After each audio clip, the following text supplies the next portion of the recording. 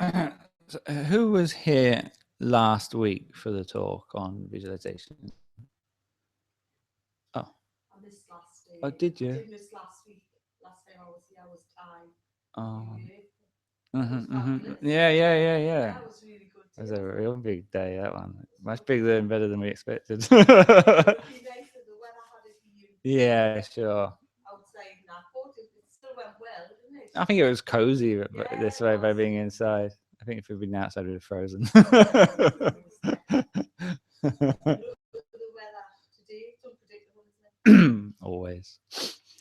Okay, well, if you missed last week, not to worry. I mean, this is an extension of what we were doing last week. We were talking about the visualization, similar to how I was leading it, in fact. And so the two are going together, what I just led you in meditation,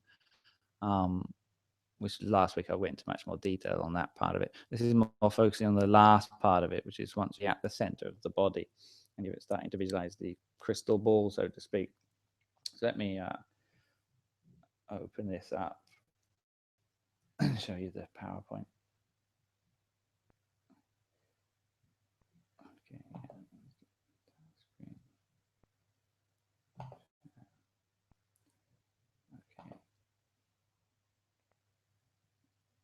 All right. Can you see that? Yeah. Okay. So think of this mental object. I'm going to introduce you to a word. Here is not a Thai word, it's a Bali word, which is the language of the Lord Buddha. Nimitta. In Thai, it's actually nimit, but I'll use the Bali word, nimitta. This is the mental object that we're recollecting, this visualization that we're using.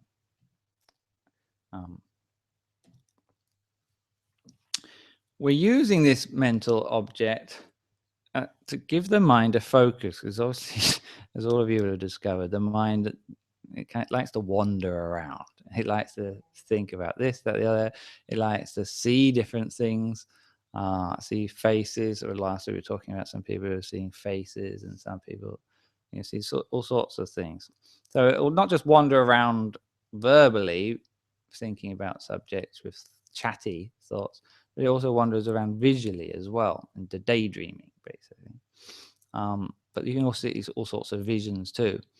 Because of this, you need to have something to give it a focus. That's one reason why we use it, to focus the mind.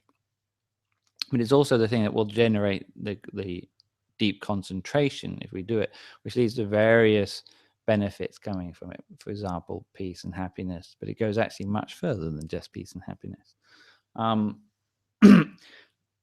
Traditionally, in the Lord Buddha's time, there were 40 different classical meditation objects. It's quite a lot. It's not just one technique. The Lord Buddha taught many different techniques to many different people, according to their disposition and what he think would work for that kind of person or this individual. But some of them were more specific. Some of them could be used more generally. This is a technique that we're using, which was a technique which can be used generally by people. The other one which was used generally was mindfulness of breathing, focusing on the breathing, very popular technique. This is the other very popular technique, and I'll show you some photos after this to show you what I mean by popular. But we have an enormous number of people practicing this technique as well, and it is focusing on light,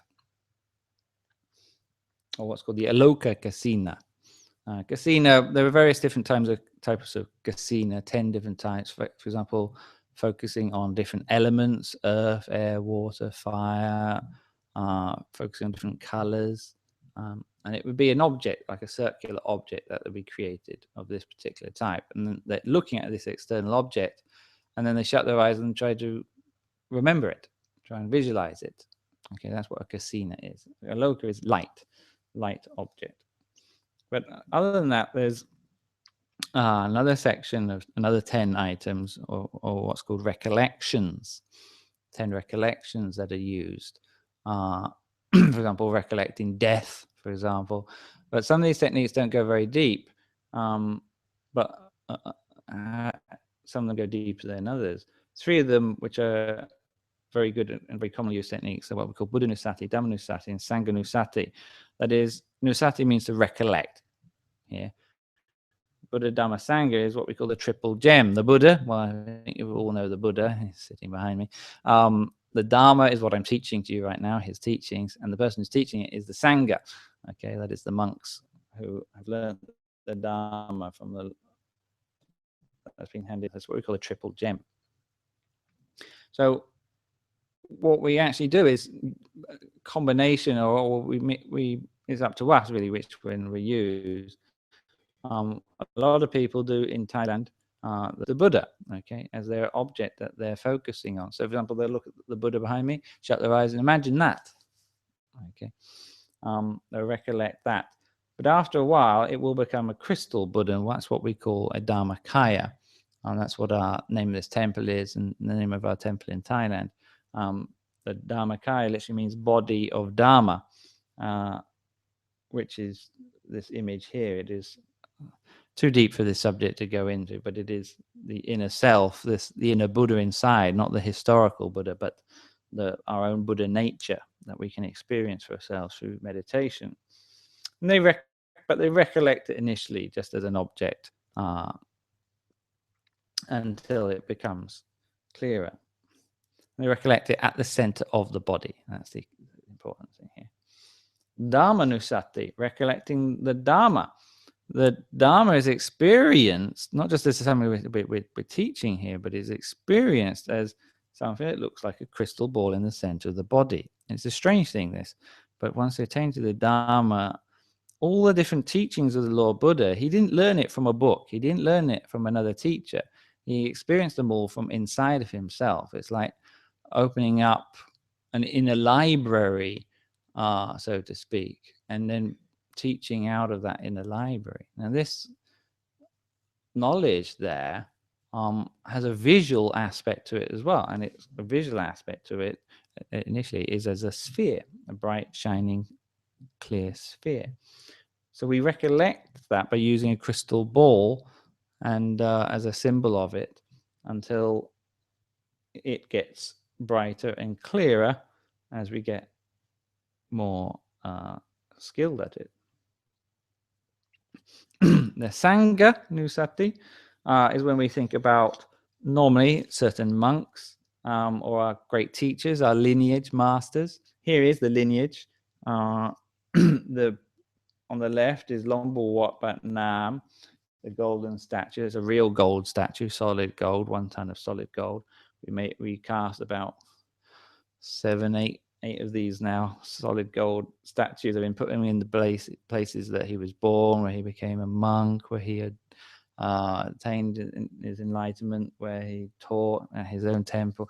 Many of these statues, because he's the person who founded this technique and tradition and rediscovered about Dharmakaya. So that's the lineage master, and many people will visualize this image there at the center of the body. It's a popular technique because it's considered that if you think about him, and he's passed away now, he will think about you and help you out in meditation. So it's quite a popular technique, similar to what they call in Tibetan yoga, in Tibetan Buddhism as guru yoga. Same in India in the yoga systems, they have guru yoga. That is that when they think of their guru, the guru maybe help them. It's a similar principle.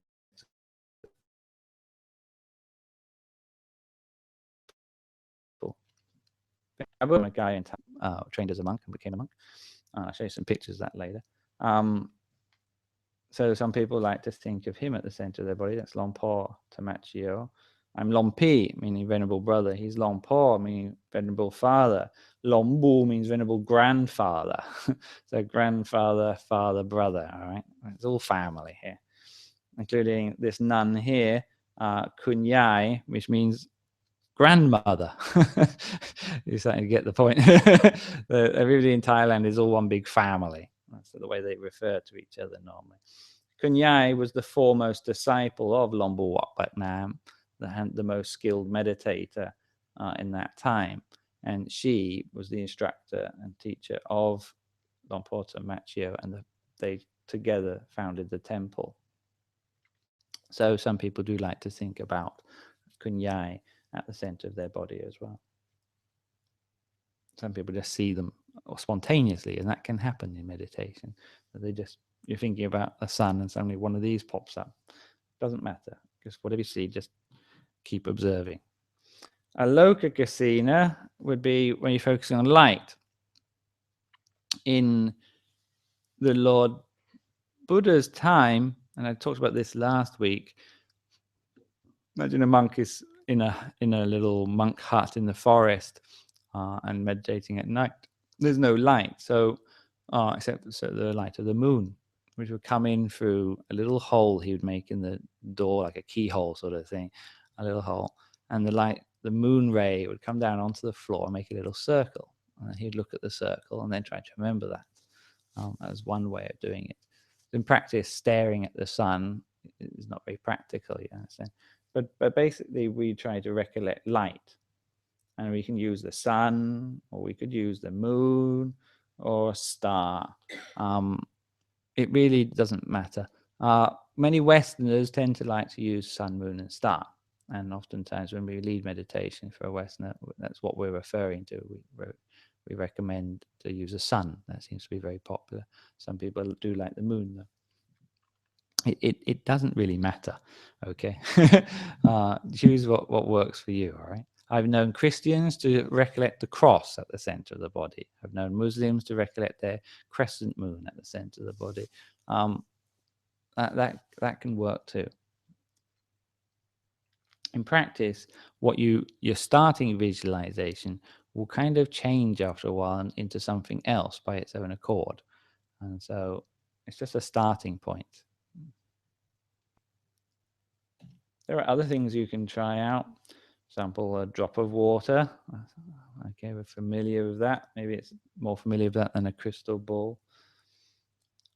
In the Solomon Islands, we have a center there, and they actually do like to visualize a coconut because they have so many of them around there. That's quite easy and familiar. Something that is familiar is easier to recollect. An orange, in Thailand, maybe a different fruit, but any kind of fruit would be fine. The round ones tend to work better. Children find it very easy with ice cream. So visualize a nice scoop of vanilla ice cream at the center, and most children can do that quite easily. You just say to them, if anybody has a child and you want to have them meditate, just have them, they'll visualize immediately. They have no problems visualizing. They'll see it all in technicolor, everybody.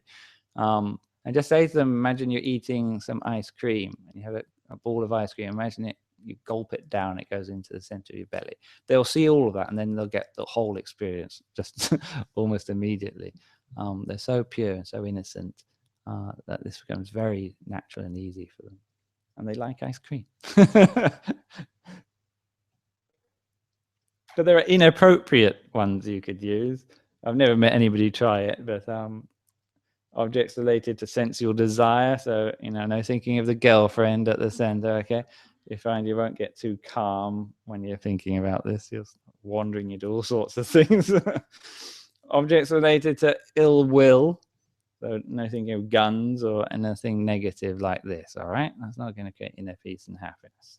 So that's an important point, is that what you're thinking about visually will give to you its qualities. It will tune your mind into a certain thing. That's why we're using it, okay?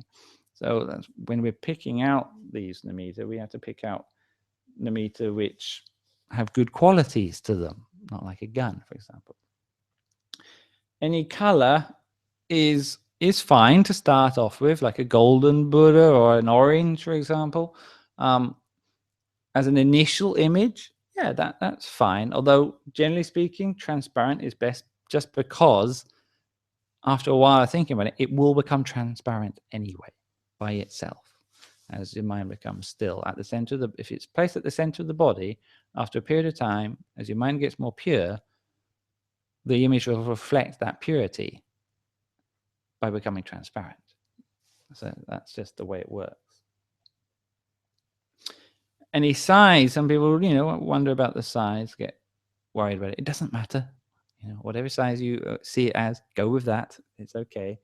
It could be the size of an orange or bigger, or just a tiny point as a star. I mean, that's all fine, okay? The size may change by itself, but just go with whatever you see. Just be the observer. Similarly with angle. When we're starting out, we may start out by imagining a Buddha image, for example, just as we're looking at it from front on, okay? It just happens that when we go quite deep, that will by itself turn into a top of view looking downwards. But you don't have to make it like that. You don't have to worry about it or try and control the angle, the viewing angle. Just allow that to be natural by itself. Okay. What distance you're looking at it?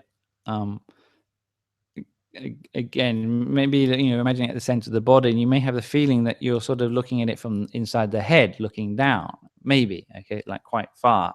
But as you get still and stay with the object longer and longer, you'll have a sense of zooming in on it by itself. It'll pull you into it, and in fact, it will go inside of it after a while, and that's kind of the not the end goal, but one of the stages. So don't worry about the distance either. But something that is kind of flawless, perfect, and diamond is how it's going to end up. So that's when we pick something like a crystal ball, oftentimes to recollect, because of this. It's so close to what you're actually going to end up seeing. How do we think of it? One of the most important things when we're doing is not to strain. And we're so used to using force and to try and make it a certain way, to make it clear, crystal clear and bright and steady and all these things. And that's the wrong technique. And you'll get tense when you do that. The main important point is you have to be soft. You have to be very softly, gently, and delicately doing it. If you do that, you won't get the tension in the eyes and head and shoulders, which you would otherwise get if you tried to force the image a certain way. So you want to, and to get this softness, you have to do it with the subconscious mind. I described in the meditation, just similar to the mantra, it becomes just an auto-repeat background track like this. And you can just sort of think about other things while it's in the background, Similar with the object, the visualized object, if you're deliberately trying to recollect, it's going to be very, very heavy, so to speak, using the conscious intention to do it.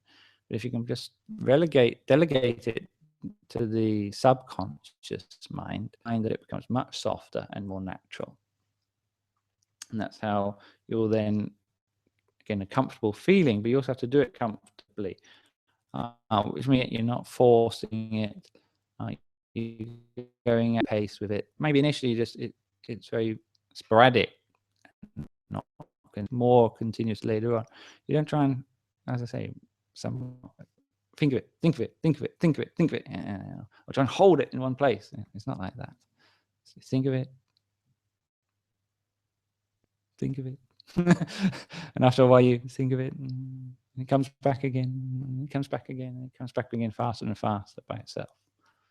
That's a more natural way, until it becomes continuous. And it will lack in continuity because you're wandering off thinking about the daydreams and so on, and then you go, you remember, and then you think of it again, right? Until you wander off less and it becomes more continuous. Very important to be confident as well. If you're starting off with, I can't do this, I can't see it, then yes, you're right, you won't see it and you can't do it. And here the mind is what you're dealing with, and it's very responsive to what you say to it and what you think will happen like that. So if you have a lack of certainty, of confidence, then that will reflect. If you can be confident about it, and that confidence will feed itself, because then you see the results coming back and then you gain more confidence. But you need some initial confidence to get that going. Right? Faith and confidence in yourself that you can do this and you're doing it rightly. You also have to be content content, very important. From my experiences, you won't see the light. You won't develop light inside unless you have contentment. Contentment here means being content with what you already have. So if it's only clear to 1, 2, 3%, then you're happy with just it being 1, 2, 3%. You're not needing it to be perfect. You're not needing it to be perfectly bright, shining, dazzling, sparkling, or something like that. It's just a vague image. Yeah, that's okay. That's good. That's being content with it. That's really important quality. If you have that, then it will progress and it will normally get brighter and clearer by itself. But even if it does, you have to be neutral towards it and indifferent,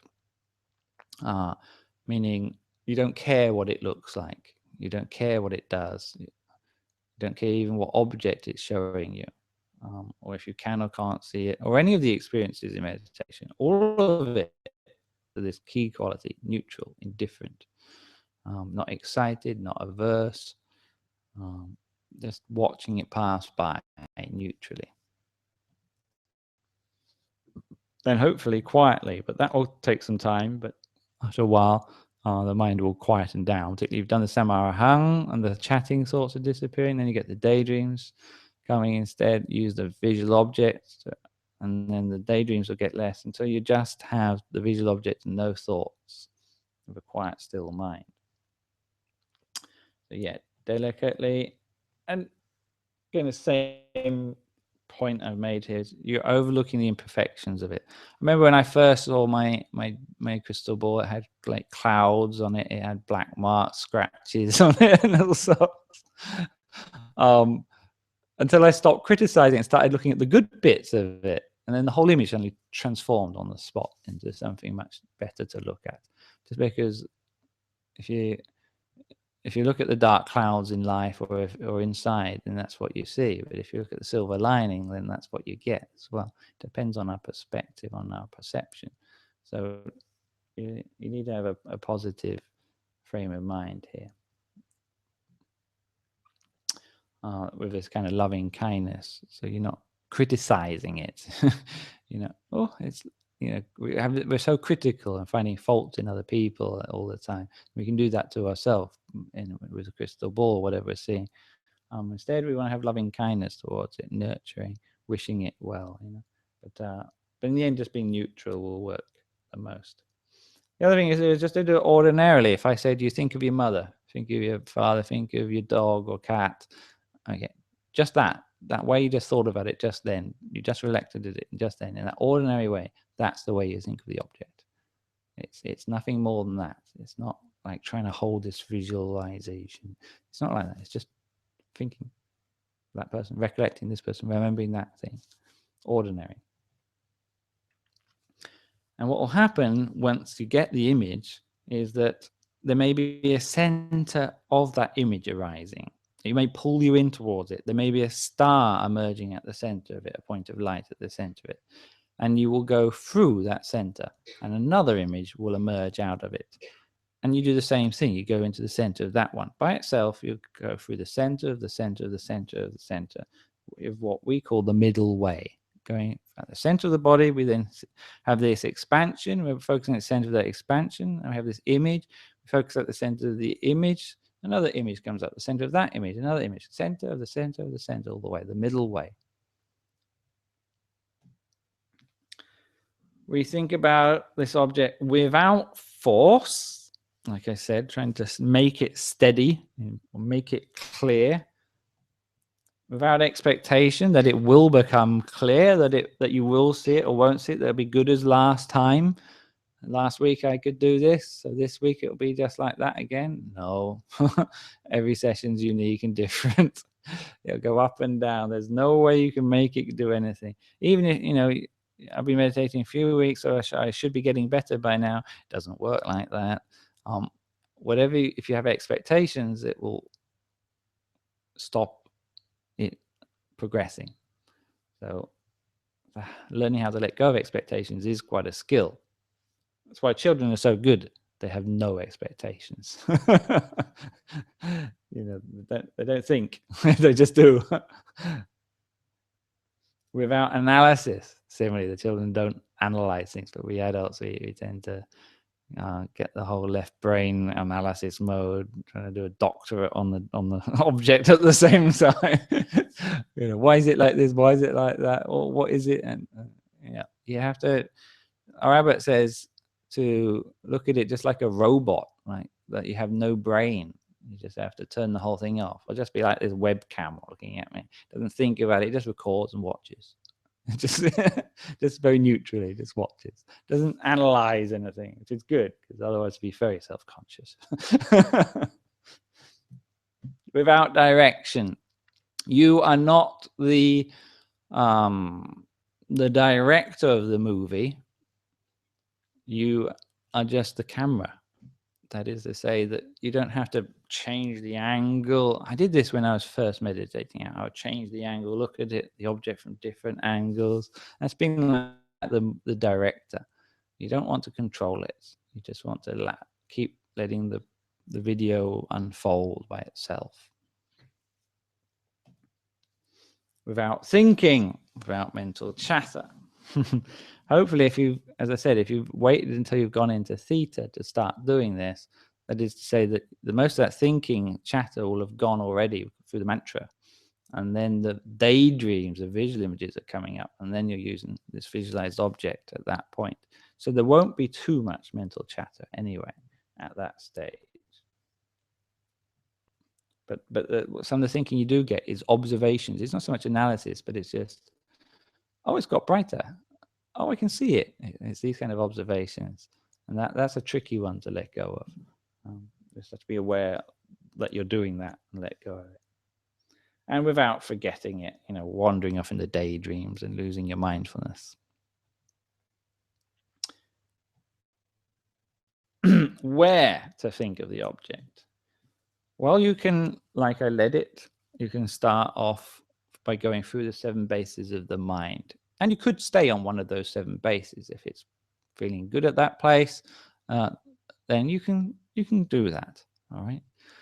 But in practice, as you get better at this, you'll find you'll be able to get down to the 7th base, and you'll find that the 7th base will most likely be the place that feels the most comfortable and the place where it has the most experience happening. If you do it.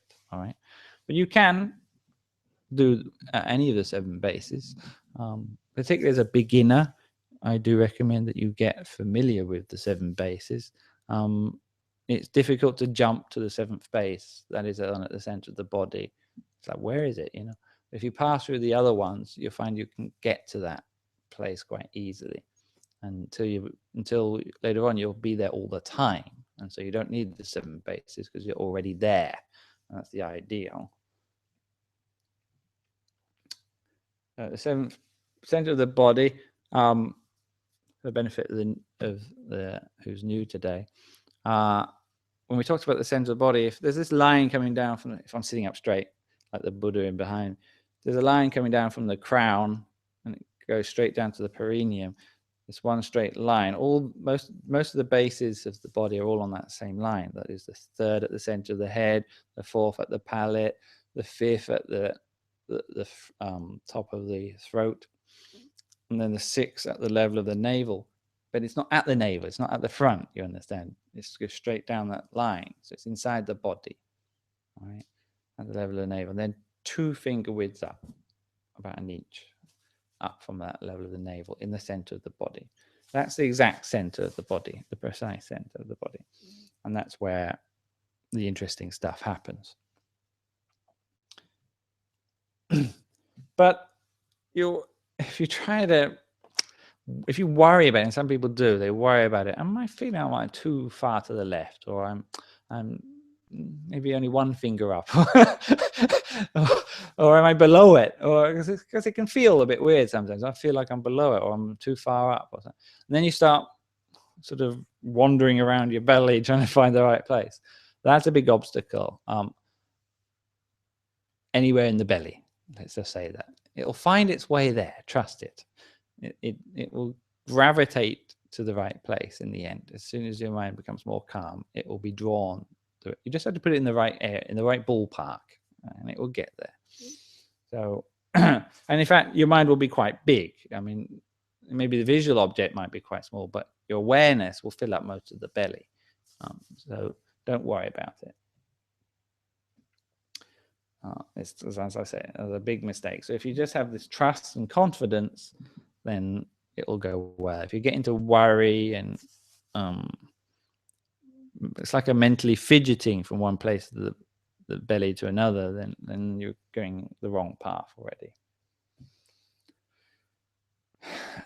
When you do see it, if it then develops and you start to see it and becomes more steady, then as I said, it'll become transparent.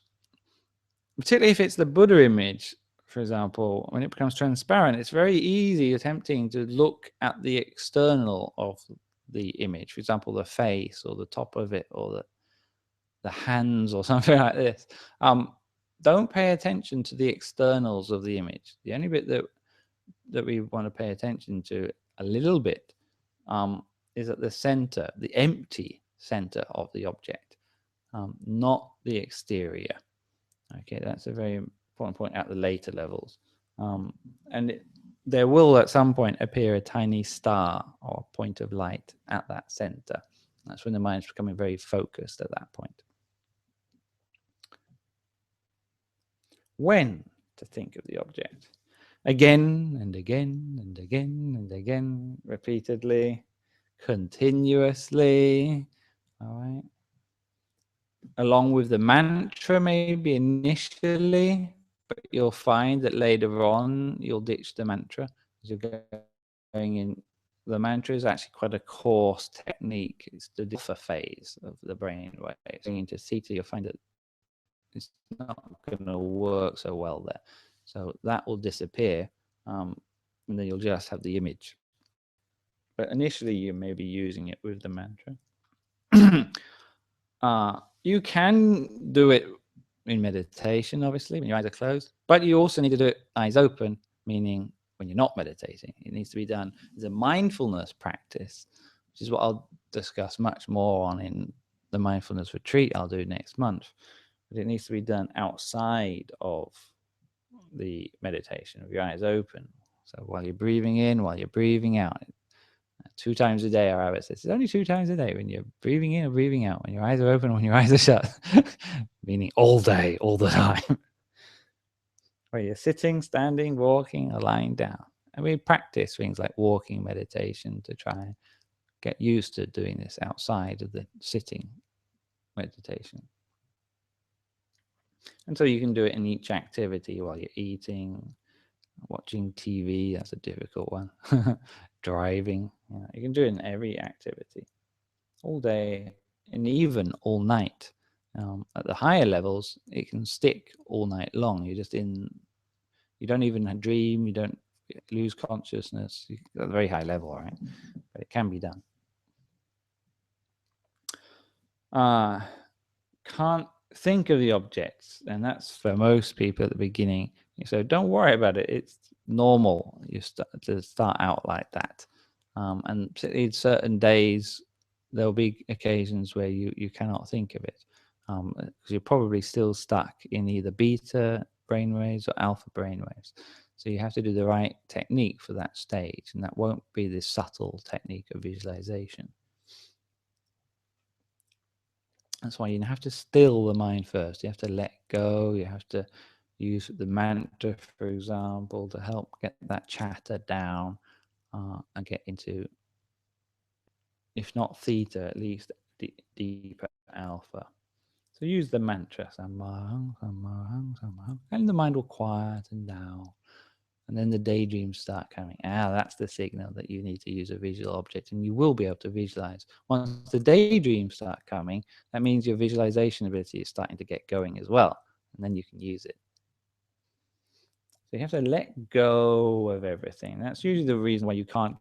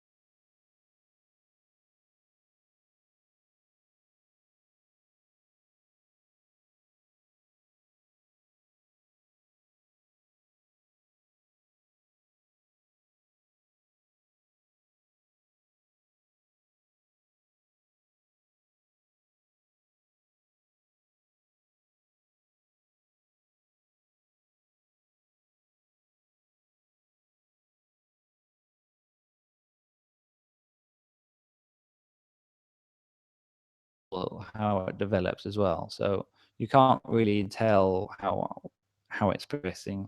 The progress sometimes makes leaps ahead rather than being gradually progressive. It can go backwards as well as forwards. So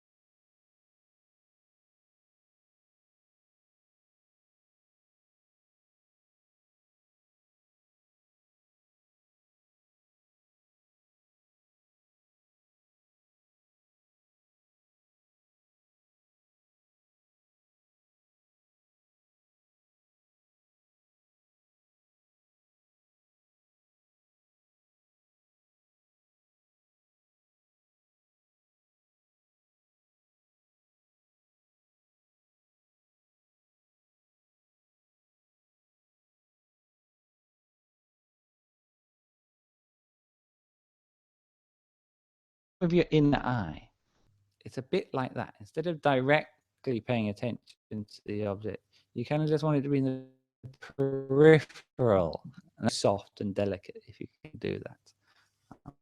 A bit subtle, I know, but that's, I think you get the idea. Okay. When we're initially starting out and we have an object in front of us, for example, a crystal ball or the Buddha image, it's the two most commonly used in this tradition.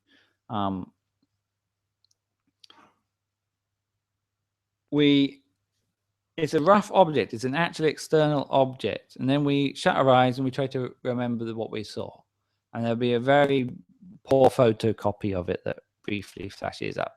That is what we call the Barikama Nimitta, or entire Barikama Nimitta. That's just the first level.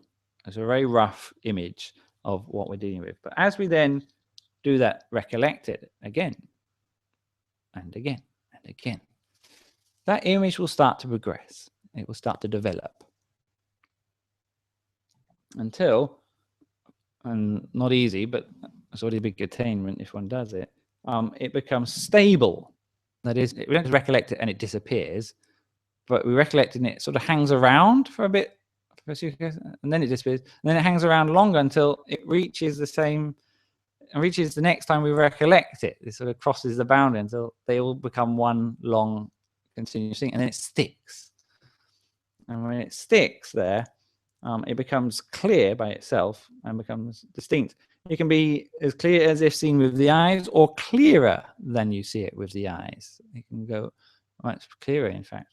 And it may well stick outside of the meditation time all day long. Wake up in the morning, it's still there. It can become like that.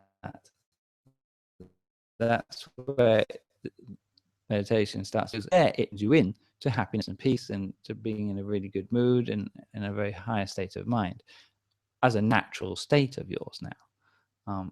It's still not going to be rock solid, and if you have some bad habits, of particularly things that are immoral, it can make it disappear. And that's why morality is such an important point in meditation, because it will literally destroy the meditation experience when you do something like stealing or lying or something like that. So this is the second stage, and you see the pictures here now. It's become much more transparent and clearer, but it'll go even further than that and become starting to shine and becoming radiant, sparkling, beautiful. That's what we call the counterpart sign, and this is a very delicate image, and it's an image which you could control then consciously without any strain or tension. You would be able to expand it to the size of the universe or shrink it down to the size of a pinhead. It becomes very controllable at that point. And there is a later technique where we do expand and contract, expand and contract, expand and contract. And that leads the mind into deep concentration. But in practice, what we find is that it will expand by itself. It will expand by itself, and another one will come up from the center of it. And maybe another one will come up from the center of that. And if you can stay neutral and stay at the center of it, they'll start popping up one by one, more and more, becoming faster and faster, like you're going down a tunnel. And that becomes deeply absorbing at that point. And so you're seeing a picture here of the crystal balls coming up, and they're almost like ripples coming out of it. The Buddha image is from a top view, comes up one by one out of the center of the previous one inside the other, like a Russian doll kind of thing. You know? If you get to that stage, is there anything next? Actually, there is. But so this darkness that you have initially will become gradually brighter for some. Sometimes it comes in little flashes. Sometimes it's all of a sudden into bright light. That object, which appears rough and unsteady, will become steady and become clearer and brighter. When it does that, it will then start drawing you into the center of it. And like I said, another one will appear at the center of that. And they get brighter and clearer, faster and faster down that center, and it becomes like a tunnel. And that's what we're calling the middle way, or at least almost at the middle way. And then you do that high level all day, every day, even while you're walking around, still going through the center of the center all the time. And that's extremely good if somebody can get to do that.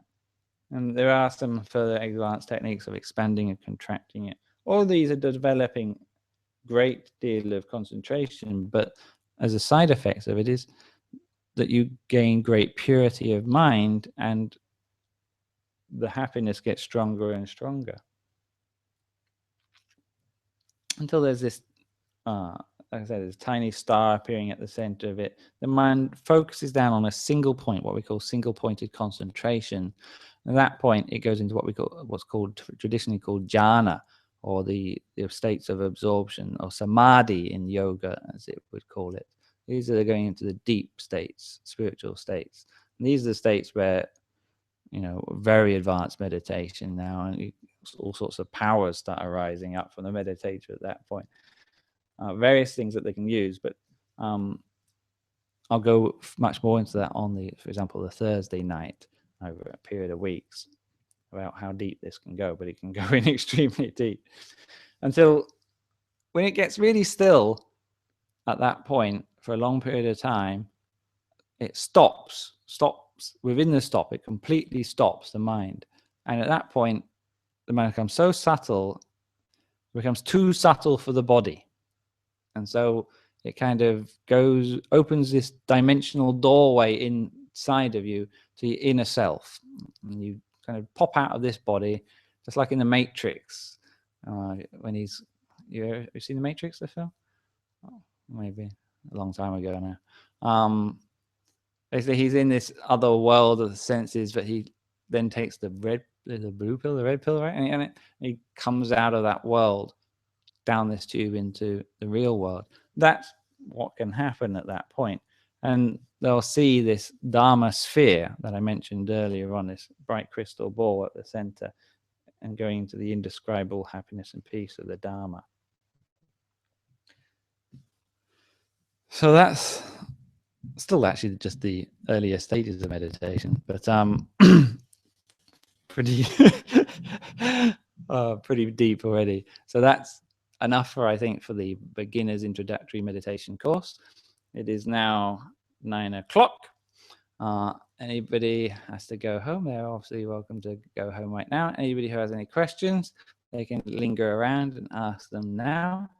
So I thank you for joining me on this introductory meditation course. I hope to see you on Thursday night. If there is any additional night, I'll put it on meetup.com. Do take the the cards that we've handed out. There's more downstairs, I think. And invite anybody you know to come along to the retreat if you can't make it yourself. Okay, thank you. Good night. I'm here. I'm not going anywhere. So.